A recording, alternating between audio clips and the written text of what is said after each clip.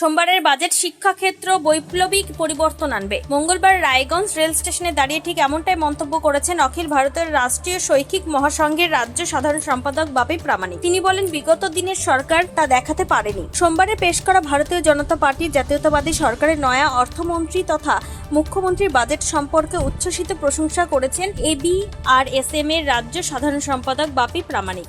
তিনি জানান, রাজ্যে সরকার পরিবর্তনের কিছুদিনের মধ্যেই নতুন সরকার এসে সপ্তম পে কমিশন গঠন করার নির্দেশ দিয়েছে, যার গঠন প্রক্রিয়া শুরু হয়ে গিয়েছে ইতিমধ্যে। সেই মতো তিনি আশাবাদী আগত জানুয়ারি মাসের মধ্যেই তারা নতুন পে কমিশন পেয়ে যাবেন, যা শিক্ষা ব্যবস্থার ক্ষেত্রেও দ্রুত উন্নতিতে সাহায্য করবে। পাশাপাশি তিনি এও জানান, বাজেটের কথা অনুযায়ী শিক্ষক নিয়োগ করা হলে সেটি শিক্ষা ব্যবস্থাকে আরো সচল করতে সহায়তা করবে, কারণ বর্তমানে বহু শিক্ষা প্রতিষ্ঠানে যথাযথ শিক্ষকের অভাবে শিক্ষার মানে পতন দেখা দিয়েছে। তিনি আরো জানান, শিক্ষা ছাড়াও এই বাজেটে জনগণের স্বাস্থ্য ব্যবস্থার উন্নতি, উত্তরবঙ্গে এইমস হাসপাতাল তৈরির প্রস্তাব সূচিত করেছে গতকালের বাজেট। তাছাড়া অন্যান্য যেসব দিকগুলিতে আলোকপাত করা হয়েছে তা সত্যি প্রমাণ করে এটি একটি জনমুখী বা শিক্ষামুখী বাজেট বলে মন্তব্য করেছেন।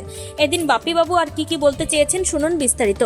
যে বাজেট হলো, এই বাজেটটা শিক্ষাক্ষেত্রে কতটা জনমুখী বলে আপনার মনে হয়? পুরোপুরি জনমুখী। কারণ দেখুন, এতদিন ধরে বিগত যে সরকার বা আমরা আগেও দেখেছি বামফ্রন্টের সরকারে কেন্দ্রের সাথে একটা ব্যাপক পার্থক্য থাকে।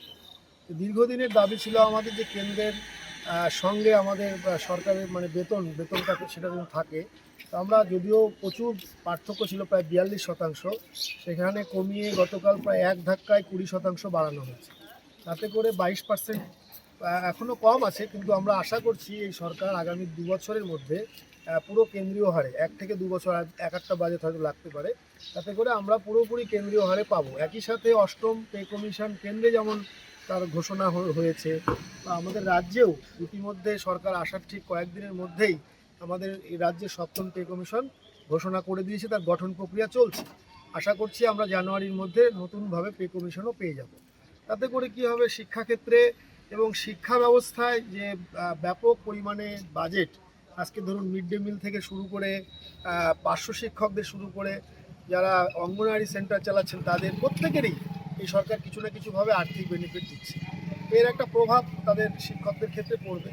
একইভাবে যেমন মিড ডে মিলের ক্ষেত্রেও অনেক কম ছিল, সেটা প্রাথমিকের ক্ষেত্রে 6.5 টাকার মতো ছিল, যেটা করে বাচ্চাদের হতো না, খাওয়া দাওয়ার ক্ষেত্রে সমস্যা হতো। সেটা এই সরকার আসার পরেই 10 টাকা করে দিয়েছে। এই 10 টাকা মানে প্রায় 4 টাকা, 3.5-4 টাকা বৃদ্ধি হয়েছে। এটা তাতে করে মিড ডে মিলেরও ভালো খাবার বাচ্চারা পাবে। তো এইভাবে একইভাবে যদি দেখা যায়, আমরা সরকার আসার পরেই শুনেছি এখানে যেমন সিলেবাস তৈরি হবে, ভালোভাবে সিলেবাস। একইভাবে আপনারা জানেন যে প্রায় লক্ষাধিক কর্ম নিয়োগ হবে, যেসব ক্ষেত্রে ফাঁকা আছে, বিশেষ করে শিক্ষকদেরও 50,000 শিক্ষক নিয়োগ হবে। আমরা আশা করছি ডিসেম্বরের মধ্যেই নিয়োগ প্রক্রিয়া সম্পূর্ণ হবে। এবং 2016 কেসের পরে যে 2025-এর যে এসএসসিটি হয়েছে, সেটারও ইতিমধ্যে গত 3 দিন আগে বোর্ড থেকে, যেটা বন্ধ হয়েছিল, আবার একটা নোটিফিকেশান হয়েছে, তাদের মেডিকেল ভেরিফিকেশনের কাজ শুরু হয়েছে। 2025 সালের এসএসসিও এর প্রক্রিয়া শুরু হয়ে যাবে। তাতে করে 2025-এ যে নিয়োগ প্রক্রিয়া, এটা যদি সম্পন্ন হয়, আর নতুন 50,000 পোস্ট ক্রিয়েট, যেটা শিক্ষকরা হয়, তাহলে আজকে বাংলার যে প্রচুর বিদ্যালয়ে একজন শিক্ষক আছে, কোথাও অনেক বিদ্যালয় বিদ্যালয় শিক্ষক শূন্য আছে, তার জন্য প্রচুর বিদ্যালয়, প্রায় 8,000-এর মতো বিদ্যালয় উঠে গেছে। তো আমরা আশা করছি যে আগামী দিনে শিক্ষক নিয়োগ যদি সম্পন্ন হয়, বদলি নীতি যদি ঠিক হয়, আজকে যে আমাদের দাবি দেওয়া ছিল সেগুলো যেভাবে পূরণ হতে যাচ্ছে, তাতে করে আগামী দিনে শিক্ষকরা পশ্চিমবঙ্গের শিক্ষা ব্যবস্থা পরিবর্তনের ক্ষেত্রে একটা মুখ্য ভূমিকা নেবে। তাতে কি বাজেটের ক্ষেত্রে বাজেটটা সর্বোপরি সব দিক দিয়ে শিক্ষামুখী বাজেট হলো মনে হচ্ছে আপনার? অবশ্যই, শুধু শিক্ষামুখী নয়। দেখুন, উত্তরবঙ্গে যেমন অনেকগুলো বড় বড় বিষয় পেয়েছে, এইমসের ঘোষণা হয়েছে, আপনার কলেজ হবে, তো এরকমভাবে মেডিকেল কলেজ হবে। উত্তরবঙ্গবাসী হিসেবে আমাদের যেমন এটা একটা খুব গৌরবের, স্বাধীনতার পর এত সুন্দর বাজেট। শুধু শিক্ষা বলবো না, সমস্ত ক্ষেত্রেই খুব ভালো জনমুখী বাজেট হয়েছে। বিশেষত শিক্ষাক্ষেত্রে কর্মচারীদের বেতন থেকে শুরু করে বাকি যে ব্যবস্থা ভাবা হয়েছে, মিড ডে মিল থেকে শুরু করে ওভারঅল শিক্ষা ব্যবস্থা নিয়ে এই বাজেট সত্যিই বলা যায় শিক্ষা বাজেট বা জনমুখী বাজেট।